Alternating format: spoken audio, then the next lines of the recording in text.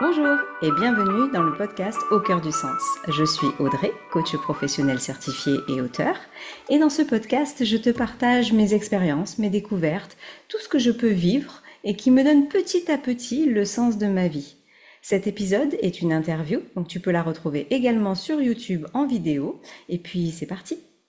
Et pour l'épisode d'aujourd'hui, j'ai le plaisir de recevoir Alex, co-créateur avec Florian de Fragments d'essence. Bonjour Alex. Bonjour Audrey, enchanté, merci de l'invitation. Je t'en prie, c'est avec grand plaisir. Alors j'ai découvert votre podcast lors du podcaston qui a eu lieu cette année. Et puis vraiment, j'ai découvert un podcast rempli de valeurs humaines et d'authenticité. Et c'est très touchant et qui fait voyager en même temps parce que vous circulez d'une région à l'autre. Donc vraiment très intéressant. Mais là, on va parler de toi. Et donc je vais déjà te laisser te présenter. Comment tu te présentes ?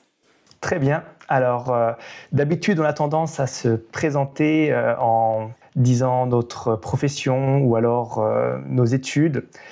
Mais pour moi, il y a une question qui est fondamentale et par laquelle donc je vais commencer par répondre, c'est qui suis-je ? Et donc, qui suis-je ? C'est une grande question. Je me définirais d'abord, je pense, comme quelqu'un qui a des valeurs, comme un homme de principe. Donc par valeur, j'entends principalement le respect, la justice, la liberté, l'égalité et la fraternité. Ce sont des valeurs qui me tiennent particulièrement à cœur et je dirais même qui constituent une partie essentielle de mon identité. Ensuite, je dirais que je suis aussi quelqu'un de curieux. J'ai un goût profond pour la vie et j'aime aussi propager la joie de vivre autour de moi, dans la mesure du possible, bien entendu. Autrement, alors je suis né à Remiremont, donc dans les Vosges, dans le nord-est de la France. J'ai 25 ans.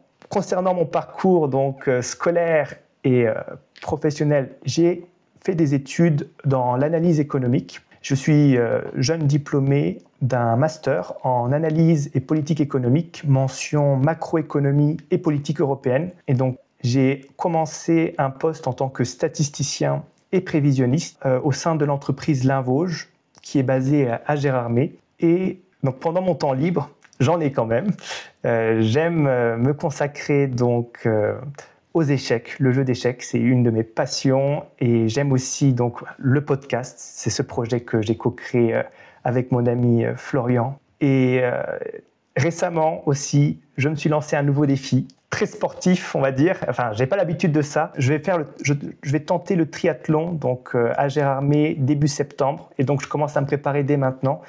Et c'est pas évident parce que je suis pas un sportif expert, mais je vais tenter quand même le parcours débutant. Ce sera 500 mètres de natation, 20 km à vélo avec du dénivelé et puis ensuite 5 km de footing. Et comme j'aime les défis et que ça fait longtemps que j'y ai assisté au triathlon, mais en tant que spectateur, je me suis dit, il est grand temps d'être acteur. Waouh ! Et c'est un défi qui est venu d'où ? Il est venu, comme je travaille au Linvosges, il y a aussi un partenariat avec justement le triathlon de Gérardmer. Et comme il y a quelques collègues qui participent, et je me suis dit, c'est le moment Alex, c'est le moment de franchir le pas. En plus, tu travailles ici et puis ça fait longtemps que tu voulais le faire. Il est temps de franchir le pas. Et donc, je me suis inscrit et ça y est. Il n'y a plus de marche arrière. Maintenant, je m'entraîne chaque semaine pour la natation, pour le jogging et pour le vélo. Est-ce qu'il y a un but dans cette démarche ? C'est surtout le but de me dire, OK Alex, tu l'as fait, tu as réussi, tu as dépassé donc les difficultés et me dire oui, au moins j'ai fait un triathlon dans ma vie, c'est super. Surtout qu'en plus c'est le triathlon de Gérardmer, c'est là où j'ai grandi, donc ne pas le faire, ça aurait été quand même dommage. Ah oui, j'avoue que le triathlon, c'est un sacré défi. Tu connais combien de personnes qui vont le faire ? Une bonne dizaine. Ah oui, et vous vous entraînez ensemble ou tu le fais ou tu t'entraînes seul ? Alors on a un groupe, on se réunit parfois ensemble pour pouvoir s'entraîner justement. On va prochainement, quand le temps sera plus favorable, nager dans le lac. Parce que là en ce moment c'est quand même assez froid. Mais c'est sûr qu'on voit la différence entre l'entraînement à la piscine et l'entraînement au lac. C'est pas du tout le même environnement. Au lac, il peut y avoir les vagues, il peut y avoir l'eau trouble, on peut ne pas avoir pied. Et aussi, le jour du triathlon, il y aura énormément de monde autour de soi et ce sera un véritable défi donc, de pouvoir nager dans des conditions idéales, on va dire. Est-ce que tu as des peurs derrière cette épreuve? Un peu quand même, mais disons que c'est plus de la peur positive, c'est pour me dépasser. Et ouais, c'est ça. C'est galvanisant. Et en fait, je sais que à la fin, j'aurai la satisfaction de me dire « Alex, tu l'as fait ». L'épreuve en question aura lieu le dimanche 7 septembre et ce sera le matin. Il y a toujours un temps, bien entendu. C'est quand même une compétition. Le premier ou la première arrivée donc, aura gagné. Et moi, c'est surtout une compétition face à moi-même. Le but, c'est de réussir et d'aller jusqu'au bout. Et tu t'es déjà lancé des défis comme celui-ci? Alors, pas sportif à ce point-là. Après, je me lance des défis dans d'autres sports, comme le jeu d'échecs, c'est aussi un sport. Et là, par exemple, j'aime bien participer à des tournois aussi d'échecs. Donc, j'ai une licence A. Je suis inscrit au club d'échecs de Gérardmer. J'aime beaucoup aussi me lancer des défis pendant ces tournois, me dire « Ok, est-ce que je vais pouvoir accéder au podium aujourd'hui ?»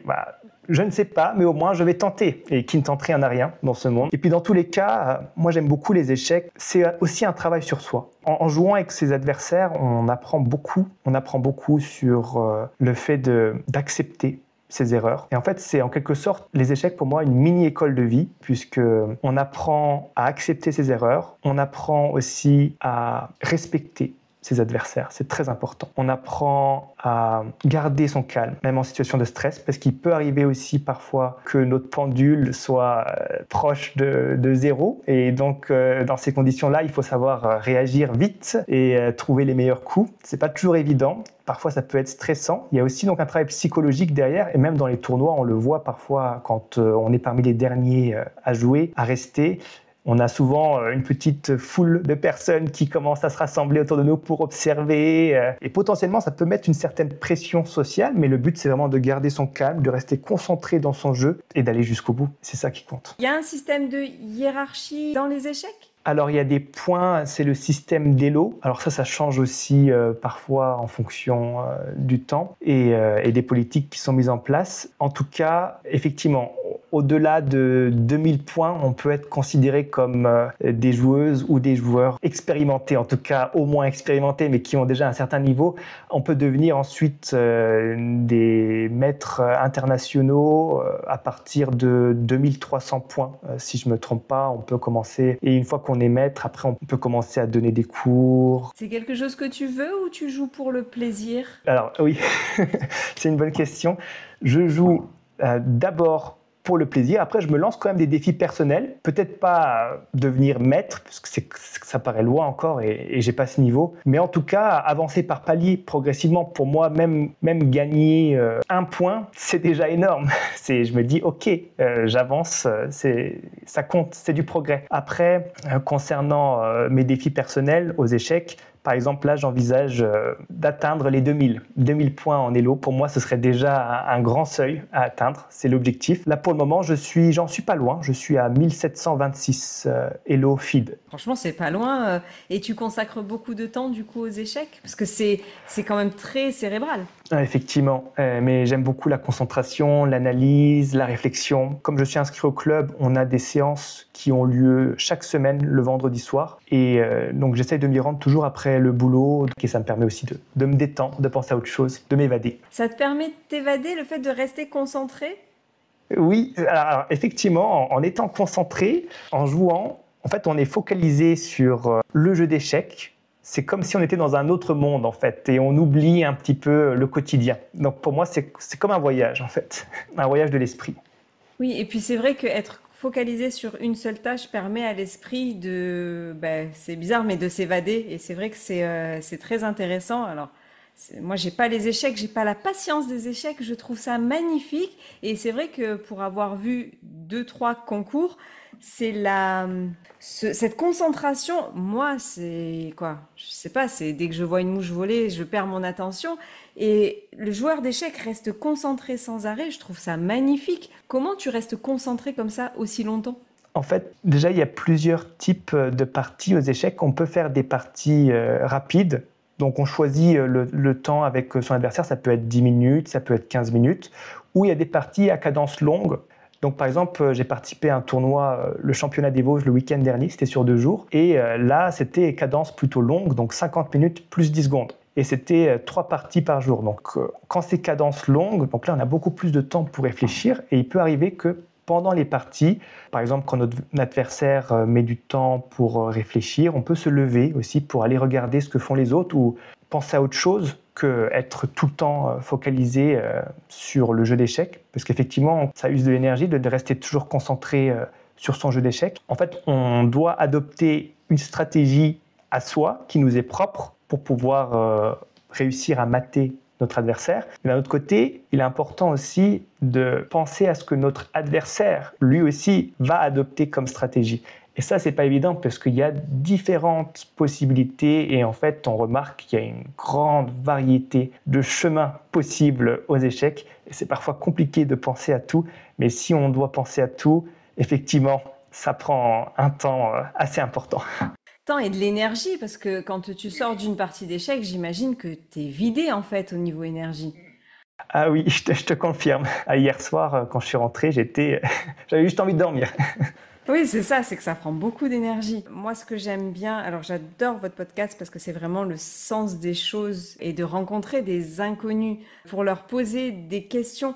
C'est authentique, c'est pas surfait, c'est pas superficiel, c'est tellement profond que j'ai adoré.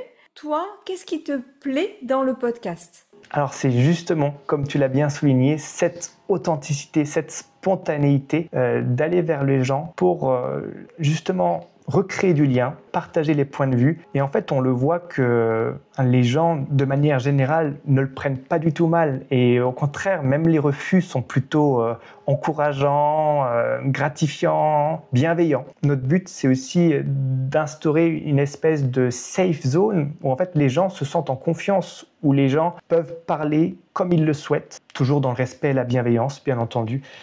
On voit la différence, par exemple, au début, quand on aborde les gens, il peut y avoir une certaine hésitation qui est tout à fait naturelle, ou même une méfiance, et on voit clairement la différence à la fin de notre entretien. Parfois, les gens viennent nous saluer, ils nous serrent la main, ils nous encouragent, et ça, c'est quand on voit même des sourires où ils rigolent avec nous, et ça, pour nous, c'est la meilleure des récompenses. Justement, alors, la question signature du podcast, je me suis dit, est-ce que je lui pose quand même? À 25 ans, c'est un peu gonflé, mais je vais te la poser quand même. Ma recherche dans la vie, c'est la recherche du sens de la vie. Et j'ai envie de te demander, toi, du haut de tes 25 ans, à quoi ça sert pour toi de vivre? C'est quoi le sens de cette vie-là pour toi? C'est aussi une grande question qu'on pourrait d'ailleurs poser dans le podcast. Merci de me la poser. J'ai beaucoup réfléchi à cette question. C'est pas évident. Je dirais qu'au fur et à mesure de mes constructions personnelles, de mes expériences, je me suis fait une idée de ce qu'est pour moi le sens de la vie, qui reste quand même assez vaste, mais après qu'on peut toujours, bien sûr, creuser chacune à notre manière. Pour moi, le sens de la vie, c'est prendre conscience déjà de notre situation, des aspects positifs de la vie, aussi des aspects négatifs de la vie. Les deux bords sont importants à prendre en compte. Et une fois qu'on a bien considéré ces deux aspects-là, c'est chercher à améliorer la situation, contribuer à un monde meilleur. Donc, avec toujours plus de positivité, dans la mesure du possible, bien sûr. Donc, pour moi, je dirais que le sens de la vie, c'est de contribuer à un monde meilleur. Waouh! C'est beau à 25 ans de vouloir contribuer à un monde meilleur. Ça donne beaucoup d'espoir pour les générations à venir. Et vraiment, à 25 ans, c'est beau d'avoir autant de recul. Merci beaucoup. Merci d'avoir accepté cette interview. Merci de ce partage. Grâce à toi, j'ai découvert le monde des échecs. Est-ce que tu as un dernier mot pour la fin?